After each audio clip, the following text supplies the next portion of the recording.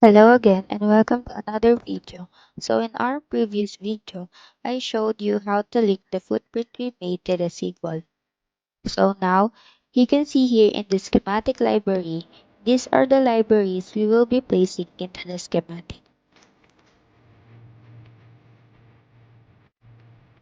For example, here is the ESP32S3 Mini, and its footprint is right here, already linked. Also, if you look at the lower right side, you can see the 2D and 3D views of the footprint. There you can actually navigate it here.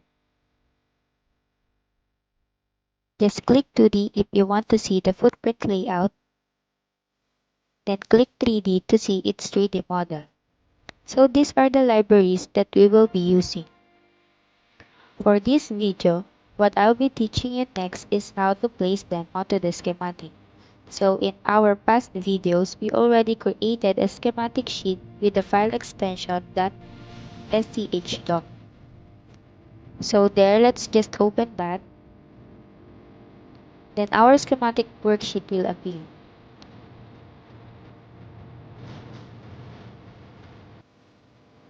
Now let's start placing our symbol onto the schematic sheet.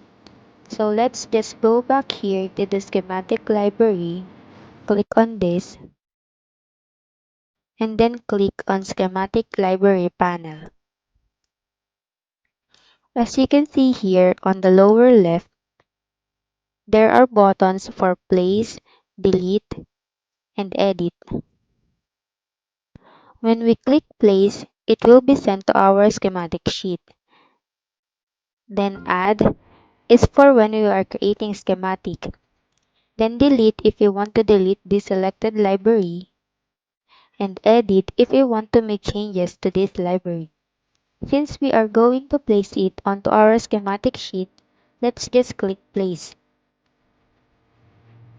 If you notice, as soon as I click place, the library is automatically brought over here to the schematic document.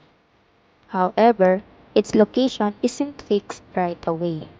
It hangs onto our mouse cursor. It works like this so Altium can give us a choice on where we want to place our component, since our workspace is quite large. Let's place it here for now. Just left click on the mouse to drop it.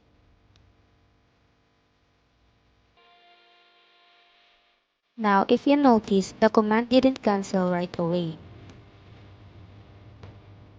Just in case you need to place other components. For example, if we need two of this USB component, there would be another one hanging on the cursor. To cancel the command, just right click again.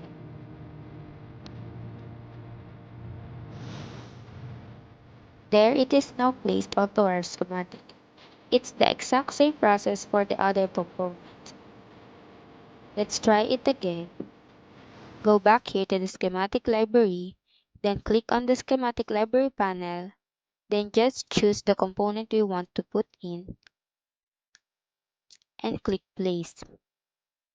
There, just keep clicking if you want to add multiple components. Next, what I'll be teaching you is how to change the sheet template. Since our components in this schematic layout are quite large, I don't think they will fit on this current worksheet. So let's change the sheet template. In order to change the sheet template, just click on the sign,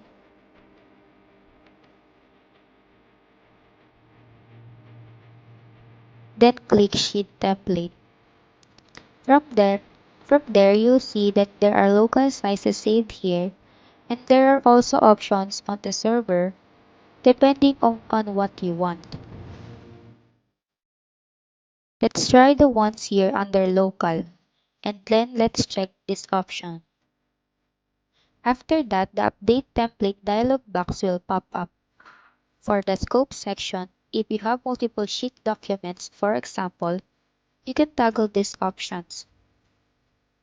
Whether you want it applied to all schematic documents in the current project or all schematic documents, for this case, let's just select this one meaning this specific document only.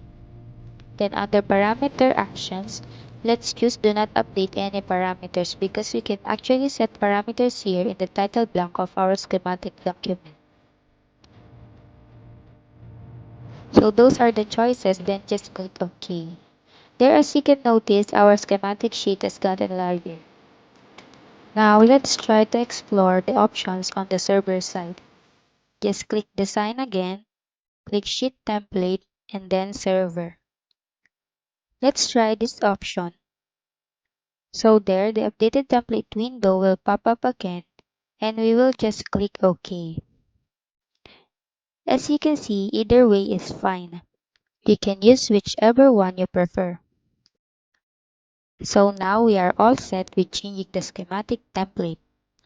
Let's try checking the changes we made over in Altium Develop. Let's just save this schematic document first.